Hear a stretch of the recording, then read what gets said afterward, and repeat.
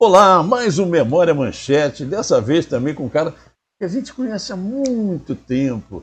Ilan Ravetti, tudo bem, Ilan? Como é que você está? Tudo tranquilo? Estou bem, muito obrigado. Obrigado por esse convite aí de recuperar essa memória. Bacana esse trabalho que você está fazendo, né? É, De recuperar. a gente tem que fazer isso, né, para deixar um legado, né, para deixar essa história da Manchete, para todo mundo poder saber como é que foi a Manchete, principalmente por trás dos bastidores. Mas e aí? É.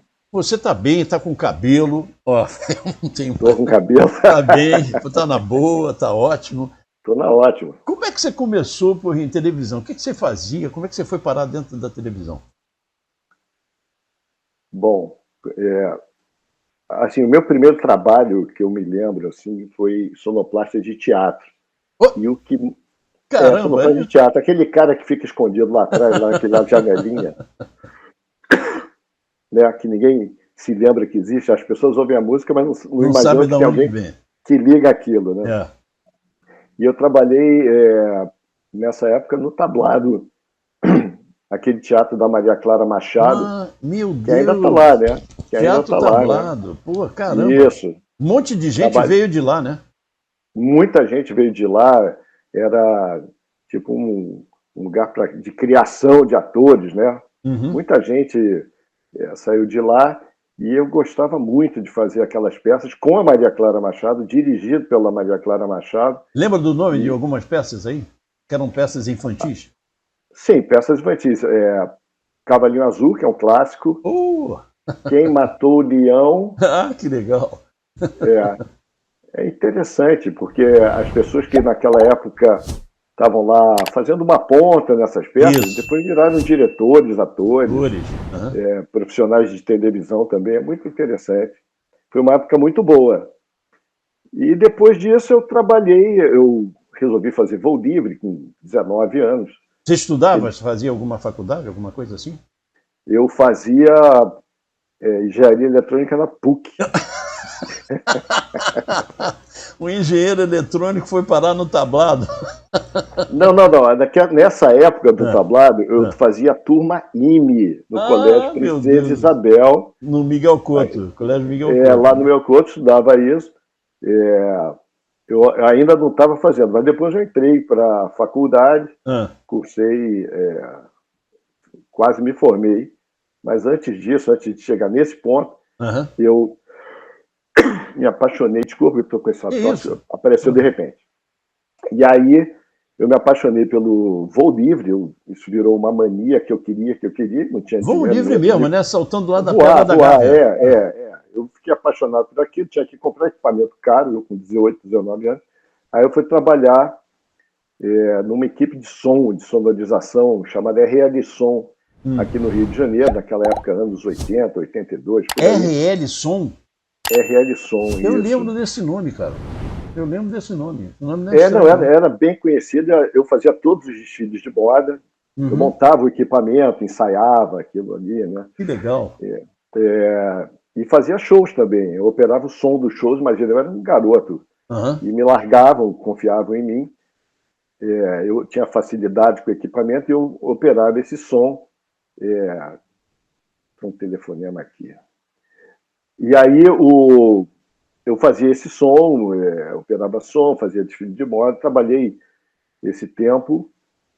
Depois parei, fui voar, gastar o dinheiro, continuei na faculdade. Aí um belo dia eu não aguentava mais aquela faculdade e me veio na cabeça: Ah, meu negócio é televisão. caramba, é mesmo? Eu falei, foi assim do nada. E aí eu me lembro que eu fui na TV Globo, Hum. saí, morava já no Leblon, fui lá no Jardim Botânico, não passei do segurança, Não passou. não passei de segurança, eu querendo informação, ele falou, eu não conseguia informação, eu conheci algumas pessoas da TV Globo, ninguém me Claro, ajudou. claro. Aí vai começar a TV Manchete, eu fui lá em 83, começaram a ter, abrir as inscrições para quem Para quisesse funcionário, trabalhar lá. quem Eu quisesse fui lá, fiz trabalhar. uma ficha dizendo, trabalhei no tablado, fiz desfile de moda, fiz isso aqui, não sei o quê, contando isso, tudo, peguei comprovante dessas empresas, da Maria Clara Machado, né, Sim. dizendo que eu tinha trabalhado lá. mas não deu em nada. Continuei na faculdade, em 84 eu fui lá de novo. E também foi bater na porta lá para dizer, pô. Fui lá colocar minha ficha, refiz a ficha. Aí tinha uma pilha desse tamanho, assim, de inscrições de pessoas querendo trabalhar, e eu não tinha a menor experiência de televisão. Aí aconteceu que eu ia à praia, e na praia eu fiz amizade, através de um amigo que eu já tinha, com a Jacira Lucas. Jacira Lucas? Jacira Lucas. E num desfile de moda eu fiz amizade com uma locutora, não sei se você conhece, chamada Zezé. Zezé, claro que sim. Então, a Zezé. E as duas eram amigas do Carvalhinho, que era o chefe do áudio. Isso. Da TV Manchete. Então, as duas juntas, isso foi na mesma semana. Então, eu acho que a minha ficha subiu. Daquele bolo, ficou mais. Foi para frente, mas eu não fui. E aí, um belo dia, eu cheguei em casa, eu me lembro, eu ia à praia, né? Morador do Leblon. Aí cheguei lá, tinha um telefone, um cara, olha, vem para cá agora na TV Manchete, já traz tua carteira que você está contratado. Do nada, por quê? Porque a Manchete tinha pego o Carnaval de 1984 isso. E não tinha equipe suficiente.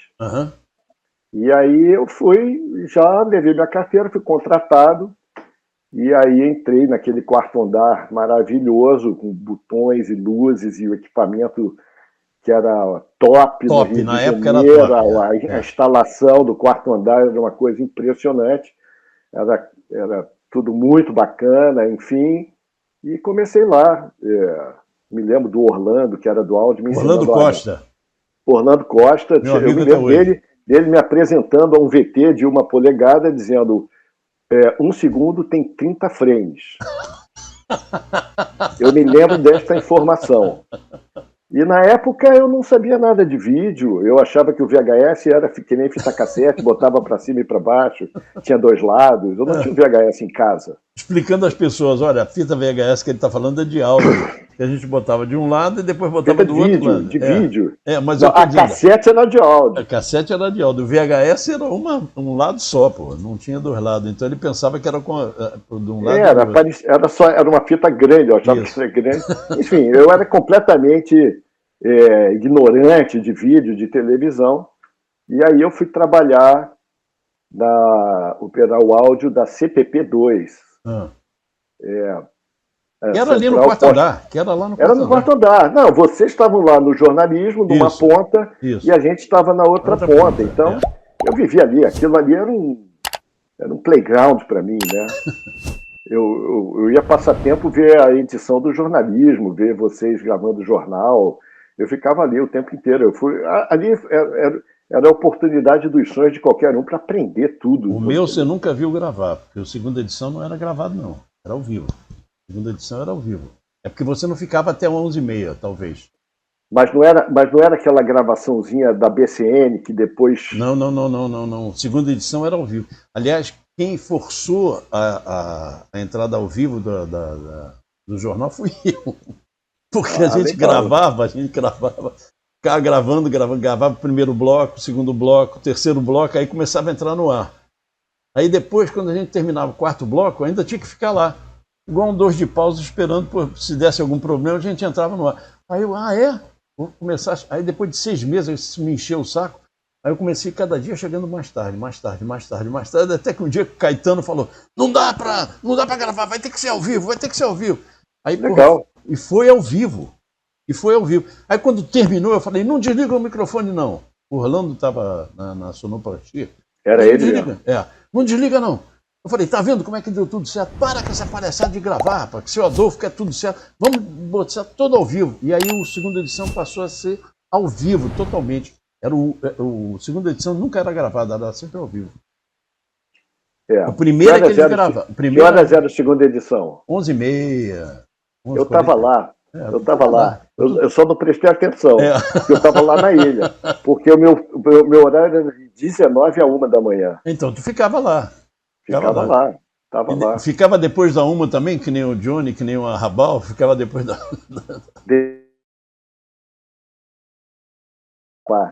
Deu uma travada, mas pode falar. Você ficava depois da 1 também, porque Eles ficavam depois da uma para ir aprendendo um monte de coisa. Né? Então, só o relato do meu primeiro dia já vai dizer o que era a TV Manchete.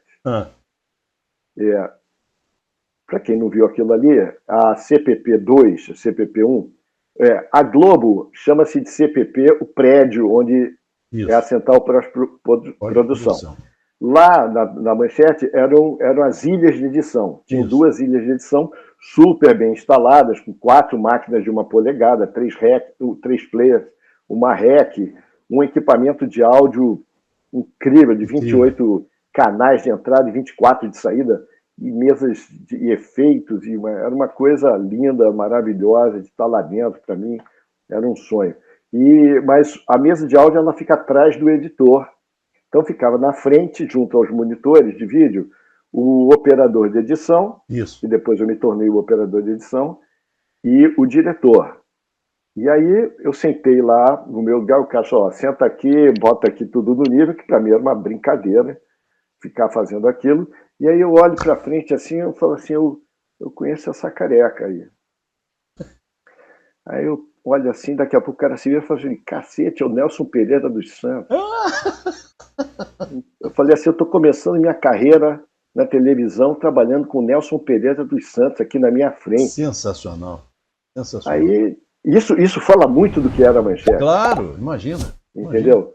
E outra coisa que aconteceu é que a gente estava editando os especiais de carnaval, porque tinha pego o carnaval de 84, ele dirigiu os especiais. E aí, 1h chegou o supervisor de áudio e falou assim, olha, você vai dobrar porque não tem rendição. Isso era Manchete. Isso também fala sobre a Manchete. Isso era Manchete, Então, era isso. Então. Aliás, a Suzy Alfon, ela falava sempre isso. Ela falou isso quando ela foi entrevistada. Ela falou, a gente tinha hora para entrar. Para sair, esquece. Não. E aí foi isso. E aí, enfim, aí trabalhei lá, fiquei na operador de edição e fui me apaixonando por aquilo. Do áudio você foi para a edição? Eu primeiro fui operador de áudio. Isso. Porque eu fui assim, que é o primeiro nível tem o operador de microfone, depois o operador de áudio, que fica ali fazendo a mixagem. Mixão não, mixagem. Fica ali ajustando os áudios e, enfim, soltando gravações de locutores, das chamadas. Ficava ali, trabalhei um tempo e logo me botaram na sonoplastia. Eu virei sonoplasta. E eu fui o sonoplasta das chamadas, daí que eu conheci o Eloy de Carlo. Grande Eloy de Carlo. Exatamente. Então tinha o Paulo César Venceslau, que era PC. Ele era o PC, foi meu professor, então ele me ensinou como é que sonorizava chamadas, né? Ele era o segundo do Carvalhinho, né? Ele era o segundo do Carvalhinho, né? Tinha o Silvio. Sim, mas eu digo, quem dava suporte, ele quando foi entrevistado por nós, o PC Venceslau foi entrevistado também pelo Memória Manchete. Sei. Quando era Memória Rede Manchete, que era podcast ao vivo, depois que a gente passou online, que nem a gente está fazendo agora. Mas aí ele contou isso, que ele era o braço direito do Carvalhinho. Tanto é que no Carnaval ele contou a história do... O Carvalhinho pediu, não pode beber, hein? Não pode beber. Daqui a pouco eles estão lá. Então, aí vem um pessoal bombeiro passando assim rápido. Quem é? Aí o Carvalhinho, vai lá ver quem é. Era um dos operadores que estava armado. Não, a galera lá bebia. Aliás, uma observação, não sei se já contaram essa história, quem batizou o nome Color Bar, daquele barzinho que tinha do lado, botequim, era um botequim. Era um botequim. Foi o Nelson Pereira dos Santos. Foi ele? Foi, porque ele lá, quando na televisão, ele aprendeu que tinha o Color Bar, que são aquelas barras coloridas que a gente usa para ajustar os monitores, as câmeras, aquilo tudo. São as Color Bar, né? Isso deve ser plural, com certeza, em inglês. E aí ele chamou de Color Bar. Olha, isso nunca ninguém falou, Ilan. Ninguém falou. Nunca ninguém disse quem deu esse nome. Fica registrado, foi Nelson Pereira dos Santos. Olha, isso é Manchete. Isso é Manchete. Aliás, a Manchete tinha dois polos, né? Ou você ia para o Color Bar, ou tu ia ali para o Novo Mundo para encher a cara, né? Só que o Novo Mundo era mais caro, né? O Color Bar era mais barato. Novo Mundo e a diretoria. Isso. E tinha que pagar mais caro também. E tinha que aturar o mau humor do dono do Color Bar, lembra? Acho que era Seu Manel, né? Uma coisa assim. Até no meu livro, aquele livro que eu escrevi da minha história do coisa, tem uma foto do PC Venceslau com o seu fulano lá, que era o dono do Color Bar, e ele era mal-humorado pra caramba. Ele tratava todo mundo mal, cara. Pô, era muito, muito gozado isso. O PC contou essa história também do mau humor do cara. Não me lembro agora onde é que tá. Ah, tá aqui, ó. Tá aqui. Vou mostrar aqui bem aqui para todo mundo ver. Tá vendo o PC aqui? Olha o Paulo César. É, o PC. E quem é essa moça aí? É como é que é o nome dela, meu Deus do céu? Cláudia Contenville. Cláudia Contenville, aqui, ó. É isso mesmo, Paulo César Venceslau. Isso. Você não tem meu livro ainda. História. Você não tem meu livro ainda, né? Tá na hora de ter, né? Então eu vou te mandar porque eu não tenho mais impresso. Eu vou te mandar em PDF. Aliás, deixa eu falar uma coisa aqui. Os nossos telespectadores, vamos chamar assim, né? que veem o nosso programa, se quiserem o livro em PDF, não vou cobrar nada, não. É só mandar um e-mail para o e-mail que está aí para vocês, memoriamanchete1983@gmail.com. Manda com seu nome direitinho um e-mail para lá, eu mando um livro para você em PDF. Para todo mundo ter essa história, como é que era a Manchete, pelo menos pela minha visão, né? Pela minha visão. Mas, viu, era ele que estava lá, ele que era o mal-humorado do Color Bar. Essa foi uma grande história. Nelson Pereira dos Santos é que deu o nome de Color Bar. De Color Bar. Muito bom. Assim me informaram, né? Se informou. Essas são as histórias assim. Acredite se quiser. Eu não fiquei amigo do Nelson Pereira dos Santos, eu era colega de trabalho. Mas e aí, como é que você passa para a edição de VT e como é que você vai crescendo? Depois que eu fui crescendo, foi embora. Sim. Não, o que aconteceu é que eu adorava sonorizar, Eu me sentia muito livre lá, né? Me colocaram lá para... Todos nós, né? Era muito bacana. Uma vez o Ari Kozlov disse que aquilo ali era um navio escola. É isso mesmo. Porque tinha muita gente que aprendia fazendo. Ou ensinava quem estava do lado. Ou ensinava quem estava do lado. Ele falou isso como uma reclamação, né? Porque ele já vinha da Globo, já vinha com experiência, então tinha que lidar com aquela inexperiência. Mas para mim aquilo ali era a melhor coisa que podia haver, navio escola. Navio escola. Navio escola, e você tinha acesso aos equipamentos, aos discos, aquilo ali para mim era uma maravilha. Eu estudei música e adorava a história lá com a Maria Clara Machado no tablado, enfim. E aí eu curtia, porque aquilo ali a gente podia usar qualquer disco. Então a gente usava rock progressivo, usava fusion, usava coisa papa fina para fazer as chamadas, as aberturas dos programas, aquilo era maravilhoso. E depois isso foi proibido, depois a gente passou, aí perdeu a graça, aí tinha que escrever as músicas que a gente usava, né? O voo não foi tão livre assim, né? Não, mas aí eu já tinha largado o voo, enfim, aí porque não dava. Não dava. Ou você faz televisão, ou faz voo livre. Ou é esportista. Não dá para tentar, mas aí eu ia acabar me machucando, então eu larguei. Mas aí me apaixonei por televisão, né? Aí eu sonorizava, gostava muito de sonorizar, mas eu saquei que se eu quisesse crescer dentro da profissão, eu tinha que estar no vídeo. Claro. Ou então eu ia ficar fazendo áudio, o que não seria má ideia também. Mas aí eu comecei, vamos lembrar que eu era quase um engenheiro eletrônico, né? Então eu tinha uma vantagem em relação aos outros que estavam lá operando VT. E eu descobri que a Manchete tinha no 5º andar uma biblioteca de manuais. Caraca, é mesmo? Eu não sabia disso. Você nem sabia, exatamente. Então, todos aqueles equipamentos que tinham ali... Tinham manuais? Tinham manuais catalogados, tudo bonitinho. Caraca!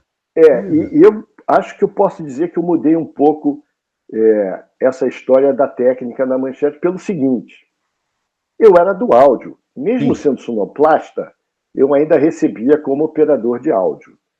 Estava sempre um passo atrás.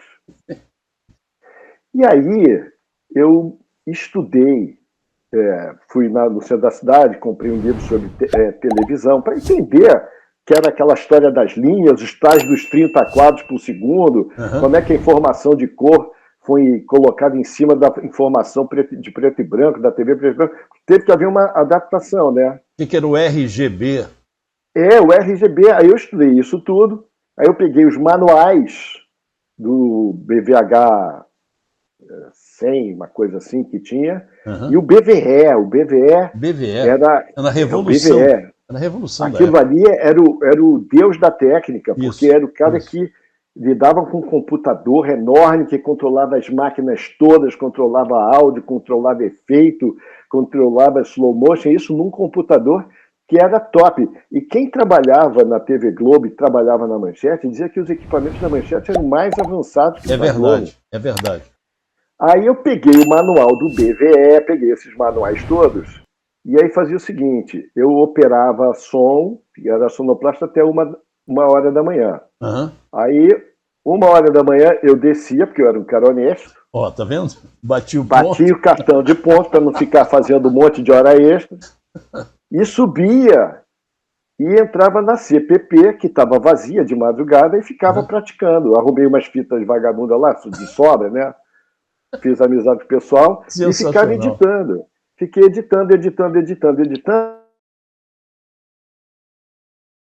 Os supervisores estavam vendo. Não era nada ser frisou de novo. Então os supervisores estavam vendo. Estavam vendo que o Ilan estava lá, aprendendo, não sei o que lá.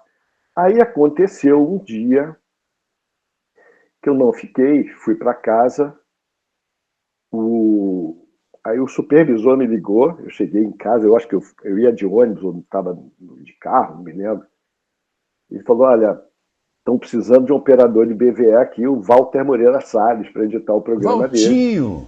Valtinho, começo de carreira do famoso João Paulo de Carvalho, Valtinho, claro. Estavam lá precisando de um operador, a Ilha Parada, porque era coprodução, então eles botavam nos piores horários, porque tinham outras coisas para fazer durante o dia. E aí eu falei: para já. Eu não sei se eu entrei no táxi, voltei para a Manchete. Lá. Eu cheguei em casa, eu saí 1 da manhã, vai ver que não tinha nada, eu saí um pouco mais cedo, não sei. Eu sei que 2h30 eu estava de volta para editar com o Valtinho. E aí aquilo virou um hábito, eu já não voltava para casa porque não tinha operador de madrugada. Entendi. Então fazia o meu horário. Bati o ponto para ser justo. Só que o cara do RH botava a hora extra para você, mas ficava para ele, tá? Bom, isso eu já não sei. Aí eu batia o ponto ali, e aí eu virei o editor da madrugada, todo mundo que precisava, e eu adorava. E eu fiquei amigo do Valtinho, quer dizer, fiquei assim, chapa, né, da equipe, né? Da Intervídeo. Isso. Outro dia eu encontrei o Valtinho na rua, mas eu acho que ele não se lembrou de mim, ou não reconheceu, não sei. Eles me chamavam, ele e o João me chamavam de The Voice, que eu gravava tudo para eles, entendeu? Na Intervídeo, eu gravava tudo, e na Videofilmes eu gravava para eles, lá para as empresas, né, do grupo. E eu gravei, lá para a Manchete, eu gravei Japão, eu não sei se você fez o Japão. Nossa, aquilo ali... Eu fiz o Japão, era a minha voz. Nossa, aquele programa foi maravilhoso. Era Conexão Internacional, né? Porque tinha Conexão Nacional, né? Não, o Conexão... Pois é, isso aí... Você tem que contar essa história. Então, essa entrevista vai ficar com 5 horas. Mas aí, mas a coisa mais legal que tinha era o Conexão Internacional. Porque o Valtinho era extremamente sofisticado. Isso. Meticuloso. Meticuloso, ele usava o slow e a fusão, e enfim, era... Ele fazia cinema em televisão, a realidade era essa. Tá? Ele queria fazer cinema e começou pela televisão. Mas ele fazia dentro da televisão cinema. Ele tinha essa... Era tudo muito bem acabado. Isso, E eu tive um rapport legal com ele, assim, quer dizer, já é o meu segundo diretor, né? Nelson Pereira dos Santos. E agora Valtinho. Mais tarde eu vou contar a minha história com o Zeffirelli na TV Manchete. Franco rapaz. Zeffirelli. Franco Zeffirelli? Sim, editei com Franco Zeffirelli na TV Manchete. Caraca! Essa é uma história curtinha, mas enfim. Aí eu editava muito com... Aí tinha... Eu acho que o nome do supervisor da técnica era o Gasparini. Gasparini, é isso mesmo. Então, Gasparini. Aí o Gasparini chegou para mim e falou assim, você quer ser operador de BVE? Eu não queria ouvir outra coisa. Isso é o retrato da Manchete. E aí eu me orgulho em dizer que o Carvalhinho foi lá pedir para eu não virar editor. Ele falou, eu te coloco como sonoplasta top. Porque eu era bom. Eu era bom, eu era legal. Estava bem cotado na história. Não, eu estava bem cotado. E aí eu falei, Carvalhinho, olha só, eu quero... Quero subir, eu quero voar. Eu quero voar, eu quero ver. E se eu ficar no áudio, é só áudio. Eu não vou poder dirigir programa se eu ficar... Eu quero isso. Ele me entendeu completamente, ficou meu amigo. Carvalhinho era um doce de pessoa, né? Não é porque aquilo ali... ele já está lá em cima que a gente vai... Eu nem sabia. Eu encontrava ele na rua, poxa, aquele foi um amigão, é um grande chefe, pessoa maravilhosa. Aliás, só tinha pessoas maravilhosas ali, com uma ou outra exceção ali, mas na técnica era todo mundo legal. Mas na técnica era todo mundo legal. Rodou, Bacalhau! E aí, Bacalhau, rodou? O Bacalhau, exatamente, o BCN, o baixinho gordinho, que tá rapidinho. Era todo mundo legal, e eu fiquei ali naquela família. Então eu passei para o BVE, e aí no BVE eu passei a editar tudo. Aquilo foi uma grande escola, porque eu operava, então, oficialmente das 19 a 1. Que legal. Na Ilha 2, e aí eu fui ficando craque naquilo ali. Editei muito programa de domingo, as matérias do programa de domingo. Sim. Aliás, aí eu já passei até para as manhãs, era de 7 da manhã a 1 da tarde. Eu editei muito programa de domingo, e aí... Mas como é que foi a tua ida de edição para ir para o Conexão Nacional? Com Roberto Feite. Conexão Nacional? Não, aí que aconteceu... eu não me lembro exatamente da ordem das coisas. A ordem das coisas, tá bom. Mas eu virei, como é que se fala? Utensílios e mobílias da empresa, uma coisa assim. Entendeu? Móveis da casa. Móveis da casa. O pessoal tinha a Monique Nóbrega, que trabalhava lá na chamada, me chamava, e do programa de domingo dizia, porque eu estava sempre lá. Eu editava programas, depois eu era operador de edição, então eu conhecia... Como é que vai resolver isso? Chama o Ilan Ravetti. Não, o que aconteceu é que entrou o Conexão Nacional entrou depois do Conexão Internacional e outros programas. Tinha a Intervídeo, que fez o Conexão Internacional, fez o Xingu, que fez um sucesso danado. Washington Novaes fez um trabalho, enfim... maravilhoso. Fernando Barbosa Lima dirigiu um programa chamado Persona. Enfim, então tinha presença muito forte da Intervídeo. China, lembra? O Império do Centro? Sim, isso já depois de Japão. Isso aí já foi para o João Moreira. Aí já foi o João. Fez o Blues também. Enfim, tinha aquilo ali. Mas eles tinham a equipe deles lá dentro. Ayrton Duarte, José Medeiros, que ficavam lá dentro cuidando dessa parte. Zé Medeiros, isso aí. Exatamente. Todos eles, meus amigos, enfim. Essa foram as grandes amizades que eu fiz assim na televisão. E aí surgiu a Metavídeo do Roberto Feite, que começou produções, começou o Conexão Nacional, e aí eu já não me lembro, eu acho que ele me contratava para eu editar e cuidar, porque aquilo ali dentro você tem que ter um... Deu uma travadinha aí, mas pode continuar. Ele te contratou como? Você não, ele me contratou como... Eu não me lembro. Eu fui contratado pela Metavídeo para ser um faz-tudo, um produtor de pós-produção. Sim. Existe essa função, né? É. Produtor de pós-produção. Então, eu trabalhei com Escorel, como é que é, o editor, enfim, a gente fazia esses programas do Conexão Nacional, fizemos o Índio de Casaca, que era a história do Vila Lobos. Isso, legal. Tá lá o meu nome como operador de edição. Então eu pegava as fitas também. Como eu era um editor, eu tinha muita habilidade técnica, porque eu ficava lá. Depois de você ficar 1 ano, 2 anos operando aquele equipamento, você fica safo, né? Safo. Uhum. E aí então às vezes me largavam para fazer edição demais, enfim. E então eu virei tipo um produtor. Finalizador do programa. Eu não era finalizador, tinha um editor, eu era o operador de edição. A ficha técnica era essa, né? Até por questões trabalhistas eles não iam me dar outro título. Mas então eu fiquei isso. Aí eu ficava lá o dia inteiro, porque eu trabalhava como editor você chegou a acumular, quer dizer, você ficava na Manchete e também na Metavídeo para fazer as coisas do Roberto Feito. Eu ficava fazendo as coisas do Roberto Feito na Manchete.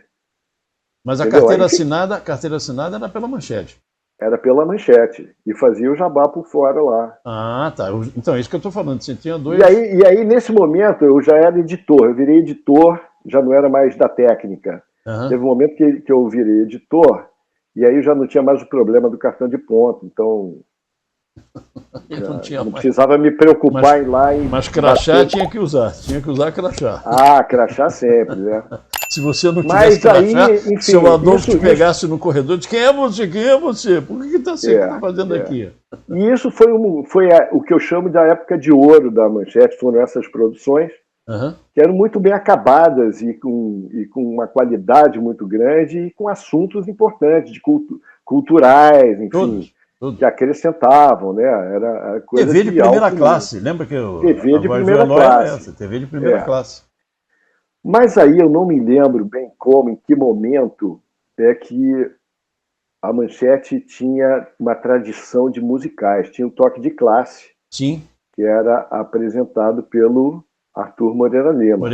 Isso. Era isso? Isso, exatamente. Antes disso tinha o Bar Academia. Quando eu entrei como operador de áudio, eu me lembro de eu estar na edição, participar da edição. Era apresentado pelo Valmor Chagas. Valmor Chagas, então. Isso. E para mim, a Manchete era uma TVE com uma grande qualidade técnica. Isso. Para mim era isso. E os programas eram bons. E aí surgiu o programa do César Camargo Mariano. Fui eu que levei para lá, tá? Pois é. Dirigido pelo Marcelo Zambelli. Isso. Eu recebi um telefonema de um amigo meu lá de São Paulo, da Sharp, que a Sharp patrocinava o César Camargo Mariano, querendo fazer um show dele de 2 semanas, uma turnê de 2 semanas, ali no Hotel Nacional, em São Conrado. Lembra que tinha um teatro Hotel Nacional enorme? Sim, sim. Aí nós fizemos aquilo, e aí eles falaram: pô, Santoro, já que você está aí fazendo essa coisa toda, porque eu tinha um amigo que era o diretor de marketing do Hotel Nacional, já está lá em cima também, Marco Aurélio, Paz de Barros. Aí eu consegui, fizemos 2 semanas, e o pessoal falou assim: pô, por que você não vende para Manchete? Aí eu fui para Manchete, e aí fizemos o show dele por causa dessa história aí. O Toque de Classe foi com o César Camargo Mariano por causa disso. Eu me lembro bem porque nesse dia que eu fui lá, foi o último dia que eu fui lá receber, foi o dia que Tancredo morreu. Foi o dia que Tancredo morreu. Foi num domingo. Foi num domingo, e eu não fui eu que comuniquei, porque eu já não aguentava mais, quer dizer, ninguém aguentava mais aquela coisa do Tancredo, aquele morre, não morre, morre, não morre, morre, não morre. E eu fazia aquele boletim da Nova República, lembra? Boletim da Nova República. Eu apresentava aqui dizendo o que estava. Eu fazia o jornal e fazia o boletim da Nova República. E aí, nesse domingo, eu tinha folga. Aí quem falou da morte do Tancredo foi o Ronaldo Rosas. Quando eu entrevistei, ele falou aqui, que foi ele que falou eu tenho a minha historinha com a morte do Tancredo. Ah, tem? Porque eu ainda era do áudio. Porque foi em 1985, 21 Cinco. de abril de 1985. Isso. Da gente bater esse papo, eu fui conferir. 21 de Pra ver abril. essas datas. 21 de abril. Quer 21 dizer, de abril. dizem que ele morreu dia 19, mas nego disse que foi dia 21 para ficar igual o Tiradentes.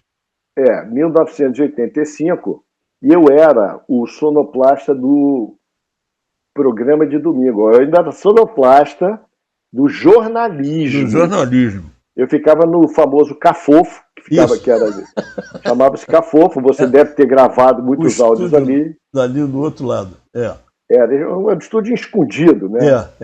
A Manchete foi adaptada, era uma revista que virou uma televisão. Foi ali que eu dormi no ar. Foi ali que eu dormi no ar. No dia que o Tancredo foi para o hospital, éramos eu, Roberto Maia e Cláudio Ribeiro que apresentávamos a segunda edição. Sei. Aí, o Mauro entra no estúdio e fala, Santoro, fala aí que o Tancredo foi para o hospital, ele acabou de sair do jantar da Manchete, foi para o hospital que ele está com diverticulite. O que é? É uma inflamação de intestinos. Aí, abre áudio, eu falei. E aí, outras notícias daqui a pouco, ou no Jornal da Manchete, segunda edição. E aí, o Mauro vira e diz assim, um de vocês vai ter que ficar aqui, porque a gente vai ficar alimentando a noite toda, com notícias. Vamos tirar no palitinho. Quem foi o sorteado? Eu. 8h30 da manhã, 8 da manhã, do outro dia, eu fiquei essa madrugada toda, eu tô lá falando, aí eu tô falando com Vilas Boas Correia.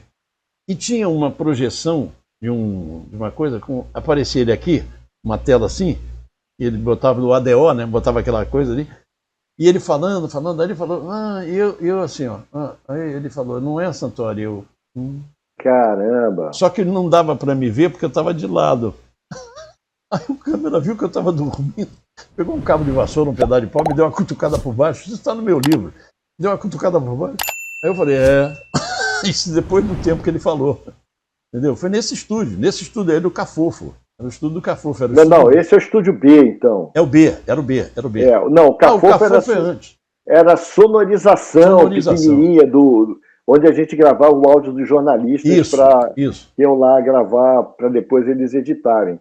E botava, às vezes, música também. Quem fazia muito áudio no Cafofo era o Paulo Gil.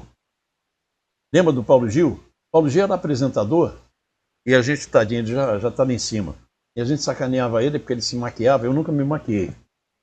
Eu sempre passava, fazia a barba de novo, lavava o rosto e entrava no ar. Eu levava sempre uma coisa para pegar. Santoro, o nariz está brilhando. Aí eu passava aquele lenço de papel, né?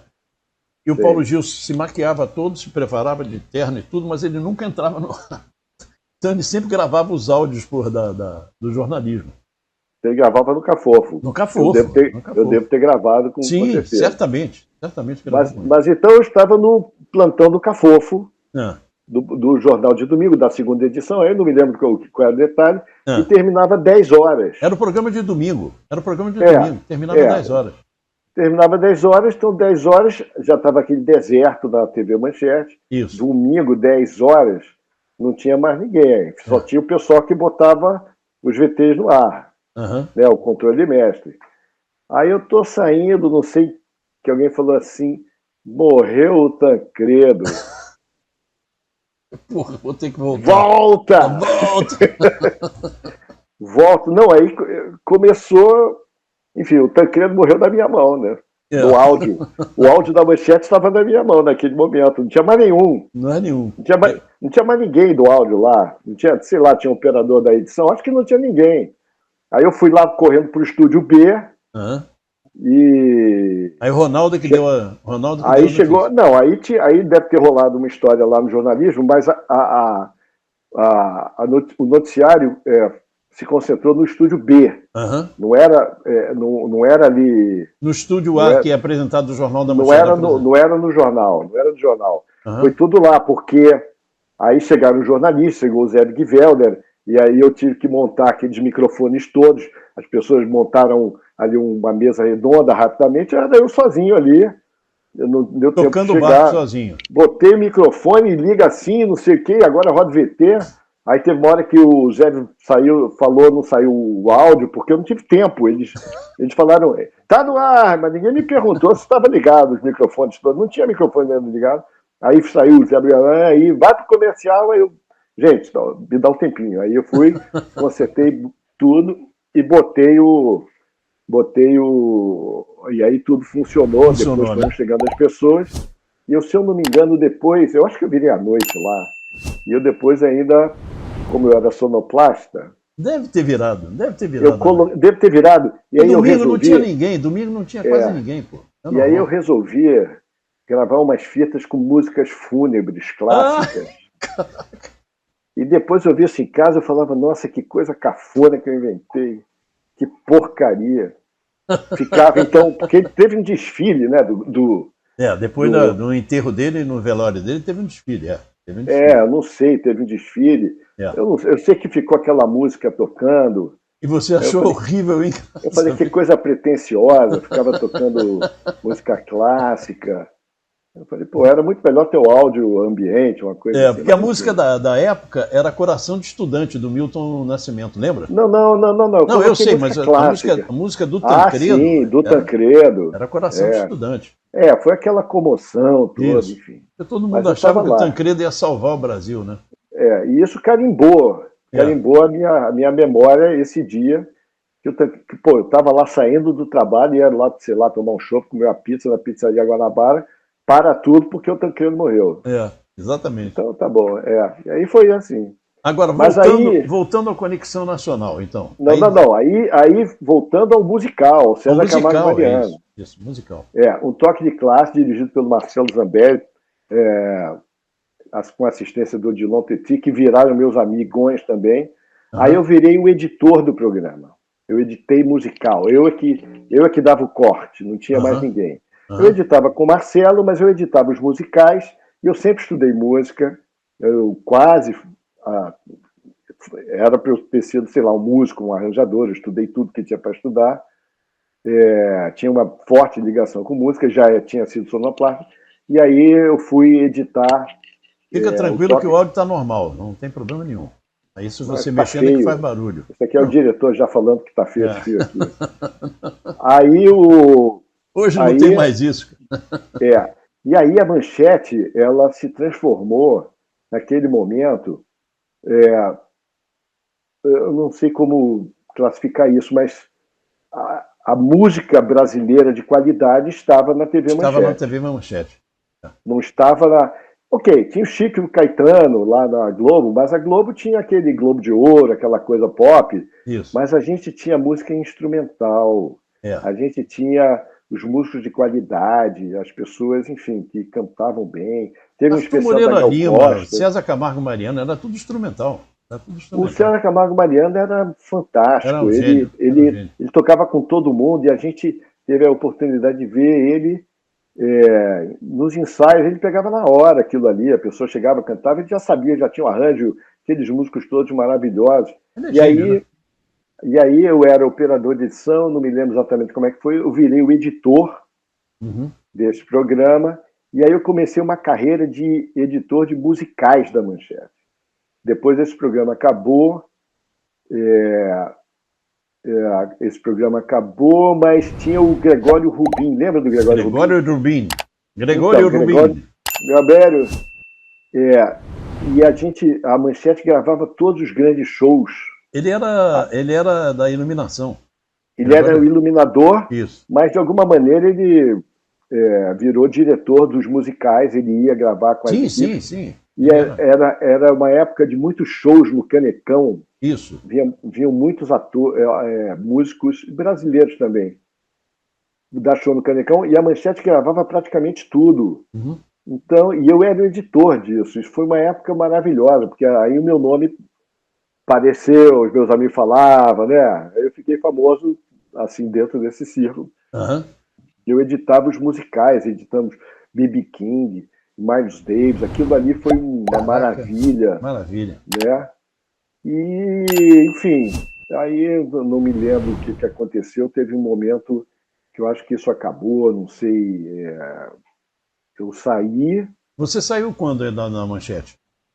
Eu saí umas 2 ou 3 vezes. Eu larguei a carteira assinada... Como é que é isso? Saiu 2 ou 3 vezes? Não, é porque eu era editor Crises existenciais. Sabe quando você fala assim, já dei o que eu tinha que dar aqui? Vamos embora. Vamos embora.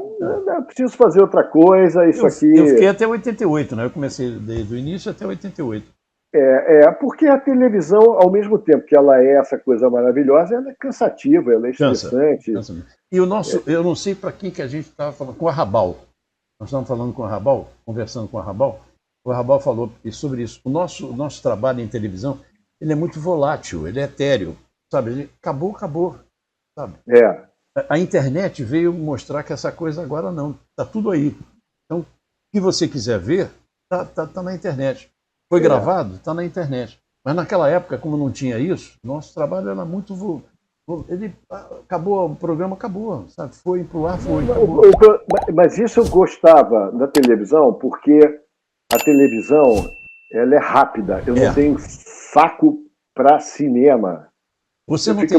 É mesmo? Não, eu fico imaginando como é que pode um cara trabalhar 3 anos num projeto, um projeto só que vai resultar num filme de 1h50, sei lá, e aí as pessoas vão dizer, não deu certo, deu errado. Aliás, eu vi uma série agora, vou até te contar isso, eu vi uma série chamada A Oferta, um amigo meu, Paulo Valles, que indicou A Oferta. Sabe o que é? A produção toda do Poderoso Chefão. Sim, já me falaram muito disso. Rapaz, fantástico. Mas os caras passam... E essa é uma produção que mostra nome, mostra o que tinha, máfia no meio, sabe? Tudo. Sensacional. É da Paramount. E aí teve, enfim, eu não... Hoje eu até gostaria, assim, eu penso, de repente, escrever roteiros, eu estudei muito roteiro. Tá vendo? Para ser o meu projeto da terceira idade, para escrever, porque não tem como... Espera só um minutinho, entrou uma ligação. Não, aqui, tem problema, isso é normal. Aí o meu projeto é esse, escrever. Mas você saiu da Manchete 2 ou 3 vezes? Eu saí dessa vez, inclusive tinham me oferecido para ser editor de novela, que era uma carreira seguríssima. E eu acho que eles foram cortando, eu acho que já foi a época do Pantanal, eu não me lembro bem o que era. Pantanal foi 90. Eu já estava fora. Eu acho que foi... Não, foi antes disso. Eu saí da Manchete em 87, pela primeira vez. Eu ainda era carteira assinada, e eu não sei o que aconteceu, que perdi o interesse ali. Não, é normal. Normal. Aquilo ali já aprendi o que eu tinha aqui, não quero fazer outras coisas. Foi para onde? Música. Para onde você foi? Eu ganhei uma grana lá de FGTS, me demitiram. Eu fiquei um ano voando. Ano sabático. Aí eu fiquei mais ou menos sabático, fui estudar música. Aí eu não sei se foi dessa época, ainda foi antes disso, que rolou o Free Jazz in Concert. Free Jazz in Concert, eu me lembro desse projeto. Havia um festival, Isso. Eu estou meio perdido das datas. Então, antes disso, antes de 89, quando eu saí, rolou tinha o Free Jazz in Concert, que era um free jazz, que era patrocinado por um cigarro chamado Free. Isso. Que trazia os grandes nomes da música e vinham para cá, para o Brasil, mas eu acho que a gente editava ou não esses programas.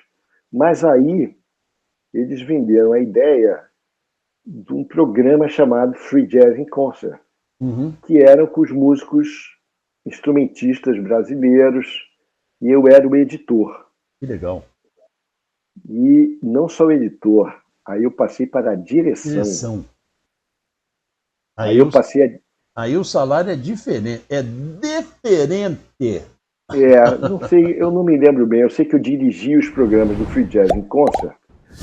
Não, cara, isso foi depois. Desculpa. Eu ainda estava no César Camargo Mariano. Eu saí da Manchete, não sei porquê. Eu vou falar uma coisa para você. A gente pensa...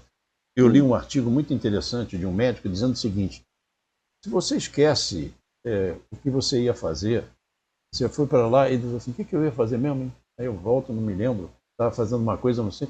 Você não está com Alzheimer, não. Você está com a idade acontece. Não, é porque são muitos fatos. Muitos fatos, pô. E aí eu me lembro. Você sabe que quanto tempo eu levei para escrever esse livro? 20 anos, cara. 20 anos. Eu fui escrevendo aos poucos. Eu lembrava da coisa, botava. Lembrava. Era muito. E colocar em ordem cronológica, porque isso era tudo muito embolado, uma coisa com a outra. Eu me lembro que aí o Jaime Monjardim entrou na TV Manchete. Isso. Foi isso. O Jaime Monjardim entrou na TV Manchete, mas quando ele entrou, ele não entrou fazendo novela, não. Ele entrou fazendo musicais. A Marisa Monte tinha sido lançada com um especial dirigido pelo Valtinho, Walter Salles, e o Nelson Mota, e aquilo foi um estouro, porque... Eu me lembro, a Marisa Monte foi descoberta pelo Nelson Mota, né? Foi descoberta pelo Nelson Mota e foi lançada com esse especial. Tipo, na Manchete.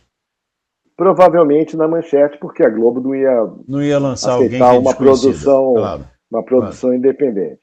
E foi magnífico. Quando o Monjardim entrou, ele seguiu nessa linha. Entendi. Como eu era conhecido por ser editor de musicais, o Jaime Monjardim me chamou, através do Gregório Nogueira, me indicou. Gregório Nogueira trabalhava com o Gregório Rubim, acho que o Rubim já não estava mais lá, me chamou para eu editar os programas dirigidos pelo Jaime Monjardim.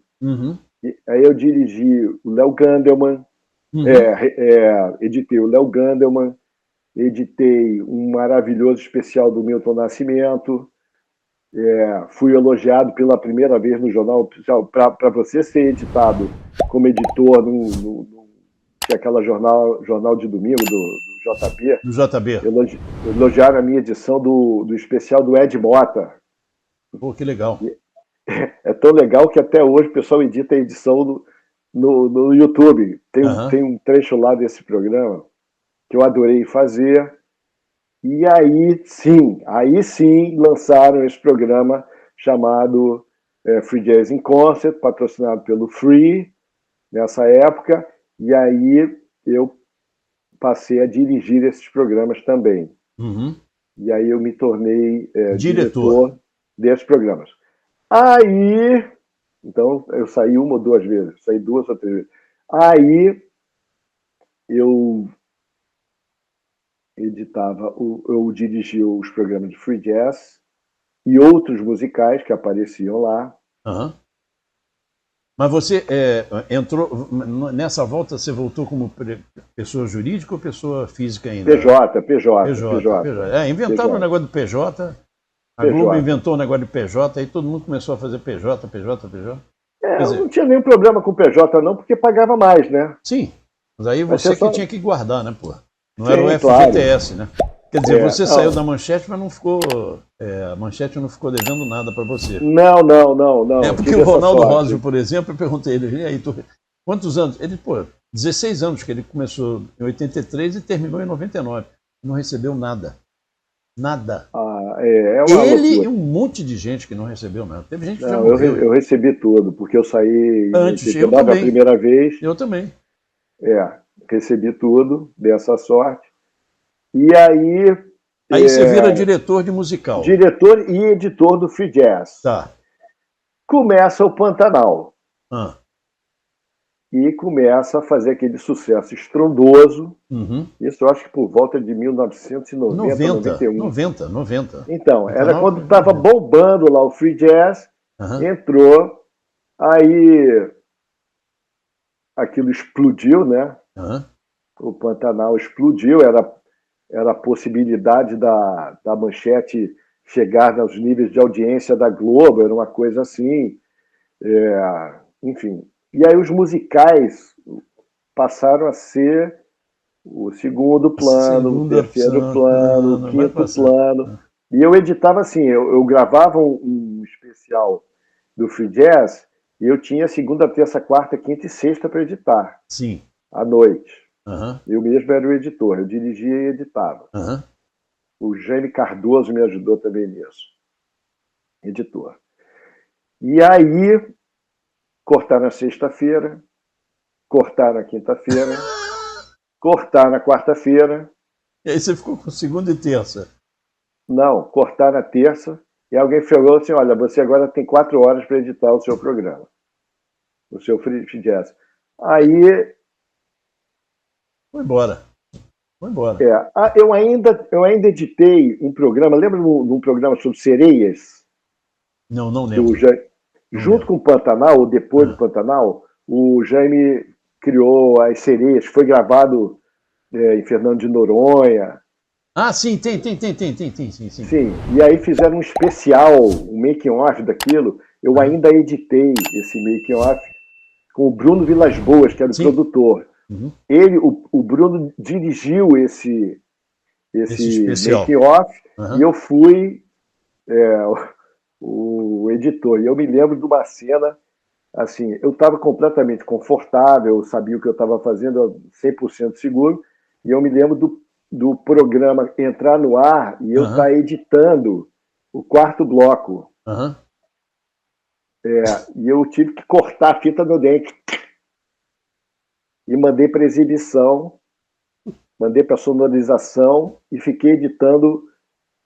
Meu Deus no dente. Cortei no dente, assim, pum, corta aqui. E o programa no ar, e correndo.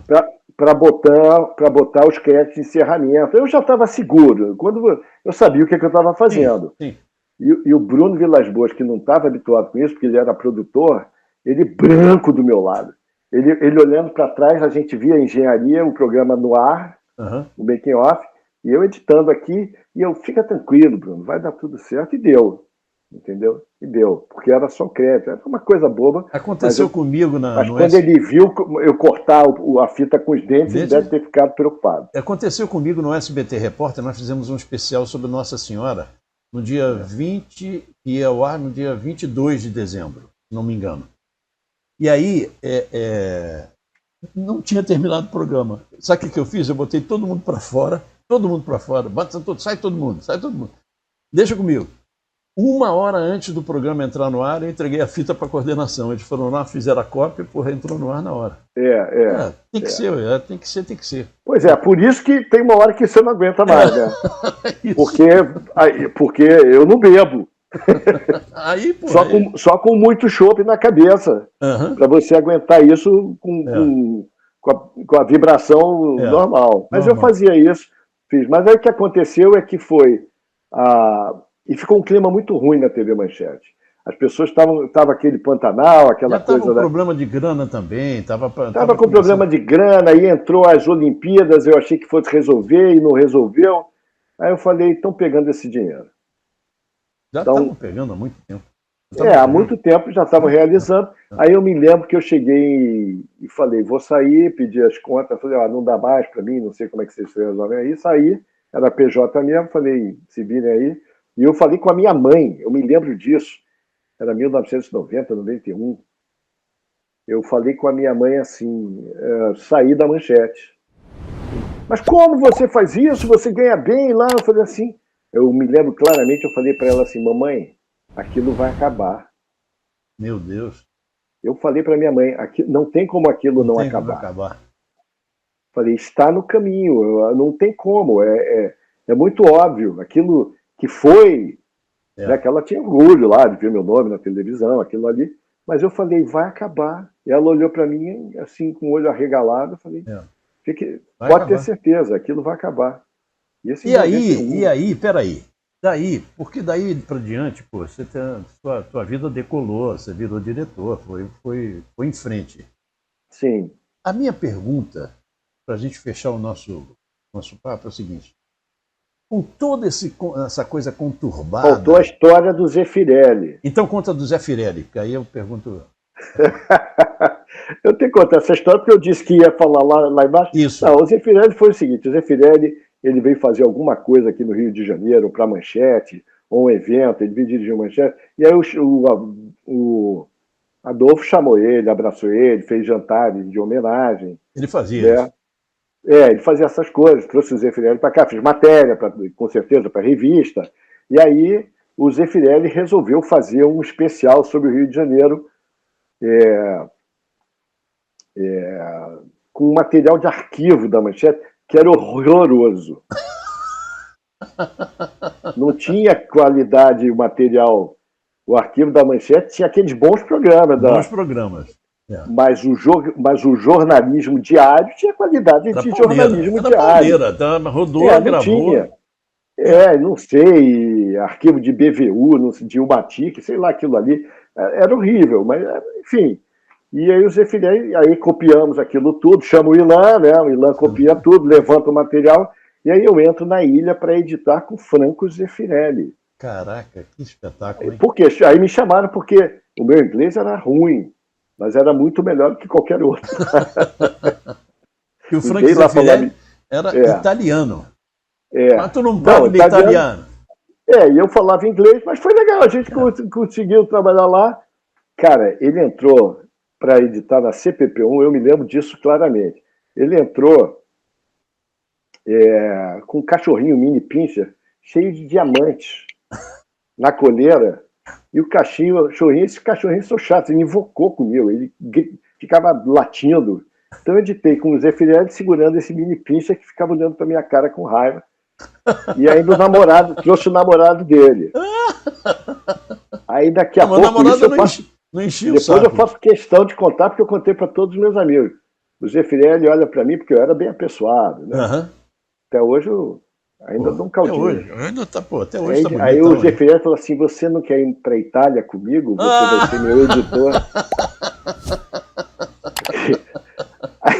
Aí o namorado do cara ficou danado da vida, né? Sacou qual era a história. Filho. O namorado que ficou... Aí ficou o namorado, o cachorro, e eu ali naquela situação constrangedora, eu falei, eu agradeço. Não, quem sabe, pode ser, não sei. Poxa, na Itália, legal. Então eu tive 13 grandes diretores. Nelson Pereira dos Santos, Walter Moreira Salles e Franco Zeffirelli. Todos 3 de cinema. Agora, para a gente finalizar o nosso papo, que está ótimo da gente ouvir as histórias, por que a Manchete marcou tanto a sua vida? Eu sempre pergunto isso para as pessoas. Por que a Manchete mudou tanto a minha vida? Marcou tanto a sua vida. Porque, veja bem, tu saiu da Manchete e voou solo, vou embora. Mas eu quero saber o seguinte, por que a Manchete ficou tanto assim, marcada na sua vida? Porque eu virei um profissional de televisão da Manchete. Até hoje eu sou profissional porque existiu a Manchete. Se a Jacira Lucas não me indica para o Carvalhinho, talvez eu fosse virar mesmo um engenheiro. Engenheiro eletrônico, né? Eletrônico, uma coisa assim. Mas eu estava decidido a trabalhar em televisão. Mas uma vez me disseram uma coisa muito interessante, que a sua vida é definida até os 25 anos de idade. Eu entrei na Manchete com 24. E que os amigos que você vai ter para o resto da vida, aqui estamos nós, são aqueles que você faz até os 25 anos. 26. E é verdade, porque os meus amigos agora, assim, amigos íntimos mesmo, é o Johnny Hall e o Roberto Nahar.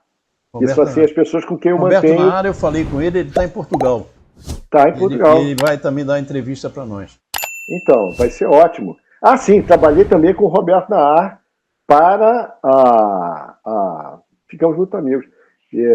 Trabalhando para a Metavídeo, num programa musical, um programa de rock, que era musical também, que eu editava. Eu era o editor, o operador, e ele era o diretor. Maravilha. E com meu amigão também, o Marcelo Roberto. Ele vai contar isso. É outro também, né? Que começou como cameraman, virou diretor. Você começou como operador de áudio, cara, e depois virou diretor. Olha como é que a Manchete fez as pessoas crescerem. Isso foi muito legal. Ali era um navio escola, mas um navio escola. Quem soube navegar, aprendeu tudo que tinha que aprender. Adorei essa definição, navio escola. Do Ari Koslov, a gente aprendia mesmo. É isso mas mesmo. Televisão a gente aprende todo dia. Até hoje. Mas sim, o ambiente na Globo é diferente. É diferente. Não era Eu trabalhei 3 anos na Globo. Você sabe disso. O ambiente é completamente diferente. Não é que a gente fosse... somos os bons. Não. O ambiente na Manchete era muito legal porque todo mundo se ajudava, era tudo ali junto. Era tudo num prédio só. Eu acredito que a Globo tenha passado por um período semelhante nos primeiros tempos. Porque, por exemplo... Quem fala isso Roberto... é Marcos Narvaez, que é filho do Chúcio Narvaez, que era o diretor do Amaral Neto Repórter. Ele diz que a Globo naquela época era assim. O Roberto Tal, eu acho que foi também, começou assim, Cabo Melo, uma coisa assim. Mas ele foi da Manchete também. Ele foi da Manchete também. Ele foi dar um pulo lá para ver o que estava acontecendo. Isso. Mas aí não deixaram. Mas o João Paulo de Carvalho, que é o deus da edição, já falecido, mas assim, o mestre de todos, e realmente um cara incrível, um gênio da edição, ele foi lá ser figurante. Ele começou como figurante. É gozado isso. Ilan, olha, parabéns pela tua carreira, parabéns pela entrevista. Pô, muito legal da gente saber dessas histórias. Você podia estar na Itália, hein? Com a grana, hein? Podia. O Zeffirelli já foi. Com muitos filhos adotados, né? Pensou? Ia ser Você podia estar nessa aí, porra, mas... Mano... Cara, nem por $1 bilhão. Maravilha. Irmão, beijão para todo mundo aí. Muito obrigado pela lembrança, obrigado pela oportunidade de... E não estou morto não, hein? Tô na pista. Tá na pista. Tô velhinho assim, mas não tô velhinho não. Tá velhinho não, tá na boa. Tá casado ou tá descasado? Casado. Não falei nesse sentido não. Falei no sentido profissional. Mas eu digo o seguinte, você tá com filho, neto, já tem? Não tive filhos. Não teve filhos. Maravilha. Não. É igual PC Andrade também. PC Andrade também disse que não teve filho. PC também, lembra do repórter esportivo? Ele apareceu na semana passada. Minha vida cansou. Demorei para casar, não casei logo. Então é isso. Aí depois já estava cansado. Falou aí então, irmão. Um abraço. Tá bom, muito obrigado. Parabéns aí pela iniciativa. E vamos terminar como a gente terminava o jornal, né? Fique com a gente. Fique com a gente. Um abraço. Tchau. Grande abraço.